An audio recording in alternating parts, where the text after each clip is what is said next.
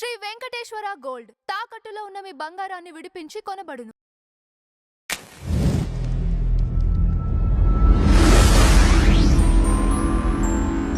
Toxic movie పెద్దలకు మాత్రమే అని నిర్మాత ప్రకటించడం, దీనిపైన మీ అభిప్రాయం ఏంటి? అంటే పెద్దలకు మాత్రమే అనేది అంటే ఎక్కువ జనరల్. సినిమాలు అంటే ఫ్యామిలీస్తో వెళ్ళి కలిసి చూస్తుంటారు కదా, ఫ్యామిలీస్ వీకెండ్స్. ఫ్యామిలీస్ కూడా పెద్దోళ్ళే కదండి. పిల్లలతో కలిసి వెళ్తే అంటే దానికి జనరల్గా యూ/ఏ ఇస్తూ ఉంటారు. అంటే పిల్లలు పెద్దలతో కలిసి చూడదగిన చిత్రం. వితౌట్ పెద్దలు పిల్లల్ని అలౌ చేయరు. కొన్ని సినిమాలకి సర్టన్ ఏజ్ గ్రూప్ వాళ్ళని అసలు అలౌ చేయరు. ఇలా ఒక అంటే సెన్సార్ సర్టిఫికేషన్ ప్రోగ్రాంలో భాగంగా ఏ సర్టిఫికెట్ సినిమాలు, యుఏ సినిమాలు ఇలా ఉంటుంది. కాబట్టి పెద్దలకు మాత్రమే అనేది ఆ సినిమా మీద ఆల్రెడీ ఒక విమర్శ ఉంది.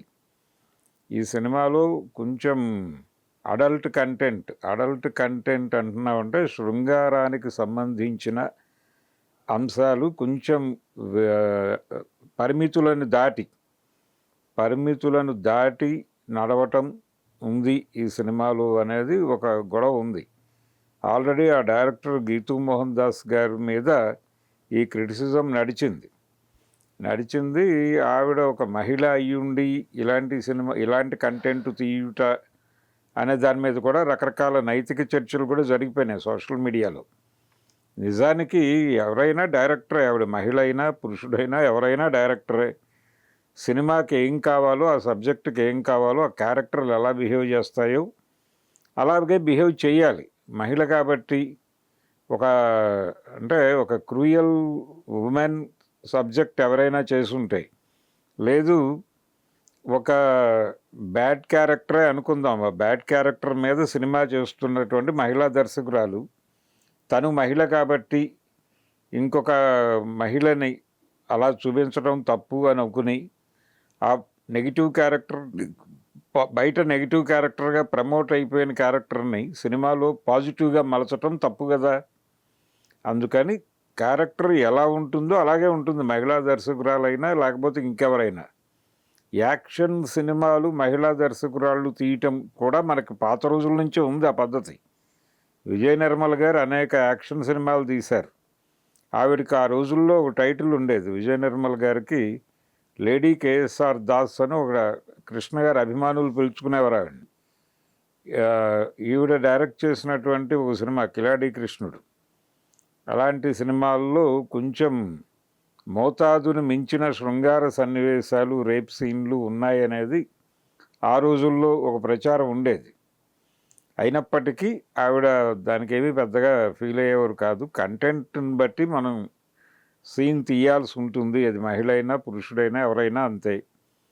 సో నైతికత పక్కన పెట్టేస్తే ఆ సినిమాలో అది ఆ కథ నడిచిన ఏరియాలో ఉండేటువంటి మానవ సంబంధాలు, అక్కడ ఉండేటువంటి వ్యవహారాలన్నీ చూపించాలి. కాబట్టి వీళ్ళు అనుకుంటున్నటువంటి మోతాదుని మించి శృంగారం ఈ సినిమాలో నడిచి ఉండవచ్చు.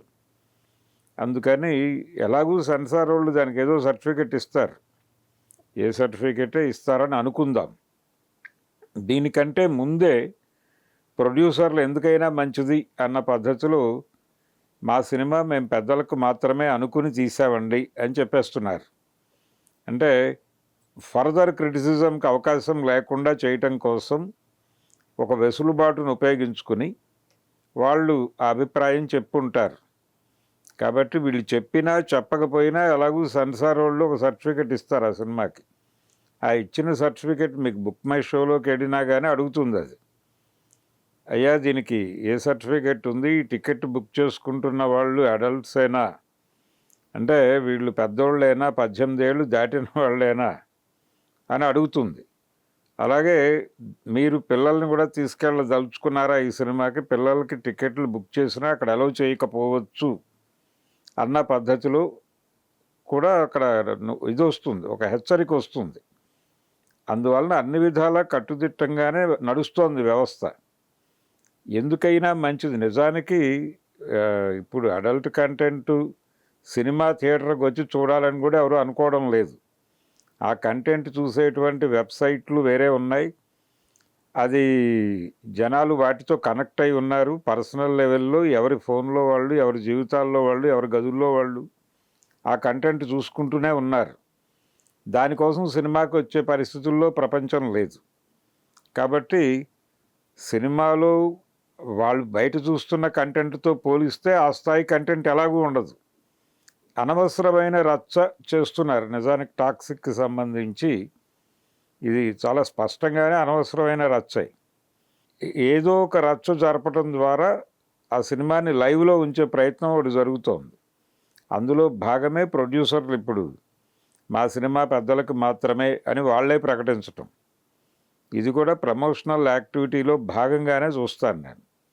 సో సినిమా రిలీజ్ అయిన తర్వాత ఆడియన్స్ ఎలా రిసీవ్ చేసుకుంటారు ఈ సినిమాని? ఆవిడకి ఒక యాక్షన్ డైరెక్టర్ ఇమేజ్ అయితే ఉంది. పైగా అది యష్ సినిమా. తన మీద ఒక యాక్షన్ హీరో అనే భారీ ఇమేజ్ ఉంది. ఇవన్నీ వర్కౌట్ అయ్యి సినిమా డెఫినెట్గా అది ఒక పెద్ద నెంబరు క్రియేట్ చేసే అవకాశం ఉంది పాన్ ఇండియా మార్కెట్లో అనే ఇంప్రెషన్ అయితే ఉంది. ఇప్పుడు ఈ ప్రచారం కూడా సినిమాకి కొంత దోహదపడుతుంది. ఇలాంటి కంటెంట్ ఏదో ఉందట చూద్దాం అని చెప్పి థియేటర్కి వచ్చే జనాలు ఉంటారు. ఆ పద్ధతిలో వాళ్ళని అట్రాక్ట్ చేయటం అనే వ్యూహంలో భాగంగా కూడా ఈ పెద్దలకు మాత్రమే అనేది ఎక్కువ రుద్దుతున్నారేమో అని కూడా అనుమానించవచ్చు.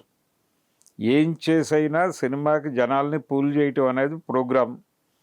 థియేటర్లోకి వచ్చిన ఆడియన్స్ని ఎంగేజ్ చేయగలిగితే సినిమా హిట్ అవుతుంది. లేదంటే కనుక మొదటి రోజు వసూళ్ళకి పరిమితమై వెరీ సెకండ్ డేనే ఆడియన్స్ రియాక్షన్ ఉండటం లేదు.